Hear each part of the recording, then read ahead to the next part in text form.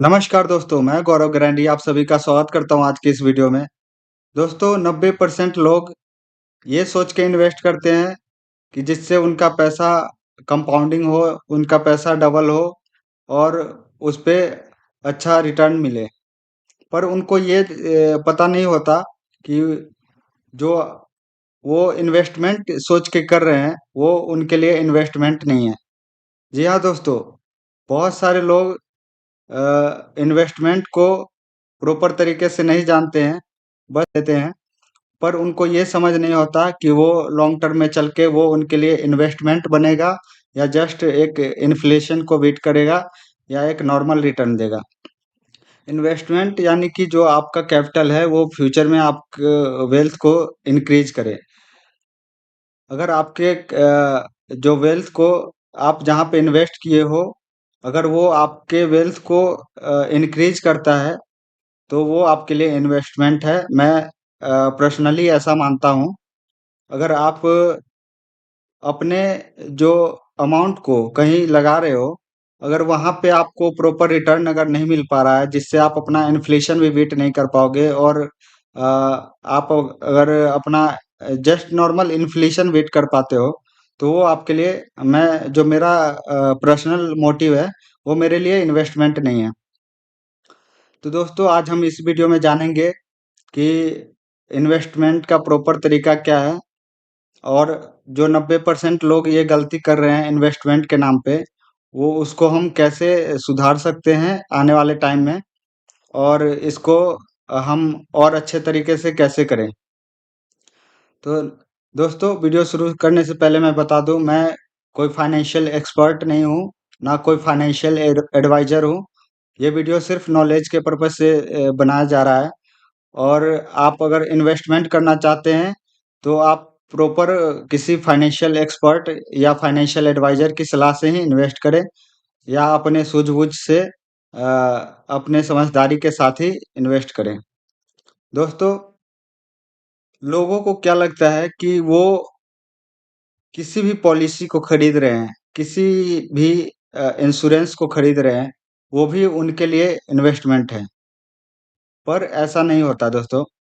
जब आप किसी भी पॉलिसी को खरीदते हो तो आपको क्या बताया जाता है कि आपको लॉन्ग टर्म में जो रिटर्न है वो आपको जो रिटर्न बताते हैं वो बहुत ज़्यादा बताते हैं। पर आप ये सोचो, क्या उस लॉन्ग टर्म में जो आप अमाउंट पेड कर रहे हो, उसका जो रिटर्न है वो आपका जो उस पे जो क्या इंटरेस्ट मिलने वाला है, उस इंटरेस्ट को जो आपके इन्फ्लेशन है उसको क्या बीट कर पा रहा है? वो कभी नहीं बताएंगे कि जो लॉन्ग टर्म में किसी भी पॉलिसी को आप देख लो, वो आपके इन्फ्लेशन या आपके इंटरेस्ट रेट को कभी भी कैलकुलेट करके आपको ये लॉन्ग टर्म के लिए नहीं बताएंगे, जिससे आपको ये पता चल पाए कि लॉन्ग टर्म में आप जो इन्वेस्टमेंट के तौर पे आप कर रहे हो, वो आपके लिए इन्वेस्टमेंट नहीं है। दोस्तों ये बहुत ही कॉमन सी प्रॉब्लम है। 90% लोग अभी जो ये सोच के इन्वेस्ट करते हैं और ज़्यादातर अमाउंट पॉलिसी में करते हैं इन्वेस्ट या अ, किसी जैसे कि फिक्स्ड डिपॉजिट है, आरडी हो गया या पोस्ट ऑफिस का जो स्कीम होता है, उसमें करते हैं। पर आपको यहाँ पे ये चीज़ समझने की ज़रूरत है। मैं इस चीज़ के बियॉन्ड नहीं हूँ कि आप वहाँ पे पैसे मत लगाओ, पर आप उतना ही पैसे लगाओ जितना आपको एक इंश्योरेंस के तौर पे, एक पॉलिसी के तौर पे लगाना चाहिए। ये नहीं है कि आप अपना जो मैक्सिमम अमाउंट है, आप उसमें लगा रहे हो और आप ये सोच रहे हो कि लॉन्ग टर्म में मेरा ये पैसा डबल होके आएगा, ट्रिपल होके आएगा, तो वो आपके लिए नहीं है दोस्तों। आप उसमें लगाओ, आप उसमें उतना ही अमाउंट लगाओ, किसी भी पॉलिसी में, किसी भी जो एफडी है या आरडी है या जो भी अ, जो पोस्ट ऑफिस के स्कीम है, अदर अदर बहुत सारे स्कीम ऐसे हैं जिसमें आपके रिटर्न आपके इन्फ्लेशन को भी बीट नहीं कर पाता है या जस्ट इन्फ्लेशन के बराबर चलता है। तो आप उसमें उतना ही पैसा डालो जितना आप उसको बियर कर सकते हो। और अगर आप इन्वेस्टमेंट के नाम पे अगर आप उसमें इन्वेस्ट पैसे डाल रहे हो, तो वो पैसे कुछ अमाउंट उसमें रहने दो और कुछ अमाउंट आप अलग अलग जो स्कीम्स हैं, अलग अलग जो फंड्स है, स्टॉक मार्केट्स है, या आप अगर सेफ्टी चाहते हो, सेफ्टी अगर रिस्क लेना नहीं चाहते हो, तो आप अपने पैसे को पीपीएफ में भी डाल सकते हैं, एनपीएस में भी डाल सकते हैं। पीपीएफ यानी कि पब्लिक प्रोविडेंट फंड। वहाँ पे आपको एक डिसएडवांटेज यही है कि आपका वो जो पैसा होता है वो 15 साल के लिए लॉक हो जाता है, और आप उसको इमरजेंसी में पैसे की ज़रूरत होता है, वहाँ पे आप उसको विड्रॉल नहीं कर पाते हो।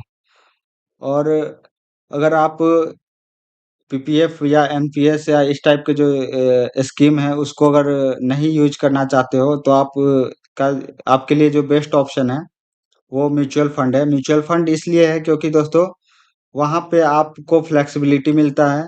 वहाँ पे आपको जो